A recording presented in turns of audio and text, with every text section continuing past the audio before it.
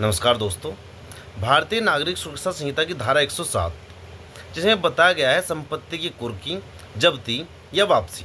इसकी उपधारा 5 में बताया गया है कि उपधारा 2 में अंतर्विष्ट किसी बात के होते हुए भी यदि न्यायालय या मजिस्ट्रेट की यह राय है कि उक्त उपधारा के अधीन नोटिस के जारी होने से कुर्की या अधिग्रहण का उद्देश्य विफल हो जाएगा, तो न्यायालय या मजिस्ट्रेट ऐसी संपत्ति की सीधे कुर्की या अधिग्रहण एक पक्षीय अंतरिम आदेश पारित कर सकेगा और ऐसा आदेश उपधारा 6 के अधीन पारित आदेश करने तक प्रवर्त रहेगा।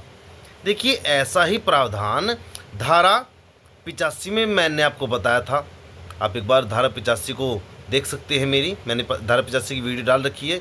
आइए अब धारा 5 को बहुत अच्छे से जानते हैं, विस्तार से जानते हैं।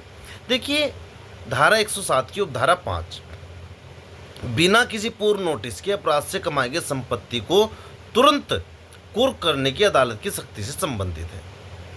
सामान्य भाषा में अगर हम कहें कि यह उपधारा पुलिस और अदालत को एक तरफा अंतरिम आदेश यानी कि x party interim order pass करके आरोपी की संपत्ति को बिना बताए तुरंत जब्त करने का अधिकार देती है।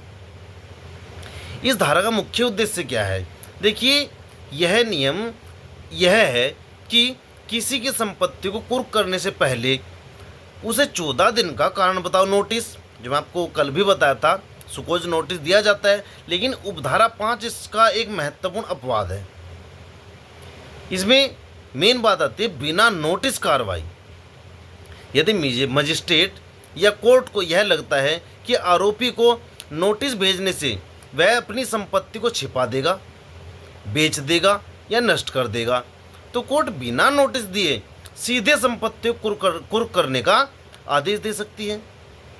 इसका मतलब यह है कि केवल पुलिस की अर्जी और सबूतों को देखकर दूसरी पार्टी यानी कि आरोपी को सुने बिना ही कोर्ट यह फैसला सुना देती है। यह एक अंतरिम यानी कि अस्थायी आदेश होता है जो तब तक लागू होता है जब तक कोर्ट केस को जांच आगे बढ़ाकर इस पर अपना अंतिम फैसला उपधारा 6 के तहत नहीं सुना देती। आइए अब इसके लिए मैं आपको एक उदाहरण बता देता हूँ।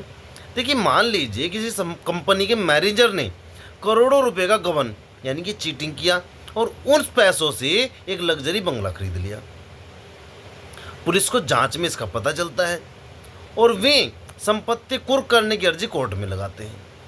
कोर्ट को यह डर है कि अगर मैनेजर को नोटिस भेजा गया तो वह तुरंत उस बंगले को किसी और के नाम पर बेचकर भाग जाएगा। ऐसी स्थिति में कोर्ट यही धारा 107 की उपधारा 5 का इस्तेमाल करेगी और बिना मैनेजर को सूचना दिए उस बंगले को सील यानी कि फ्रीज करने का आदेश जारी कर देगी। अच्छा, यह प्रावधान जरूरी क्यों है? देखिए, यह जो कानून है विशेष रूप से बड़े वित्तीय घोटालों, धोखाधड़ी और संगठित अपराधों में अपराध की कमाई को सुरक्षित करने के लिए बनाया गया है। इससे पुलिस को अपराधी को अवैध संपत्ति पर तुरंत शिकंजा कसने की ताकत मिलती है ताकि बाद में वह पैसा पीड़ितों को वापस लौटाया जा सके। और आशा करता हूं कि धारा 107 की उपधारा 5 आपको बहुत अच्छे समझ में आ गई होगी। और ऐसी इंटरेस्टिंग वीडियो देखने के लिए मेरे YouTube channel Sandeep Kumar LLB वाला को सब्सक्राइब करें, लाइक करें और ज़्यादा से ज़्यादा शेयर करें। धन्यवाद। शुभ रात्रि।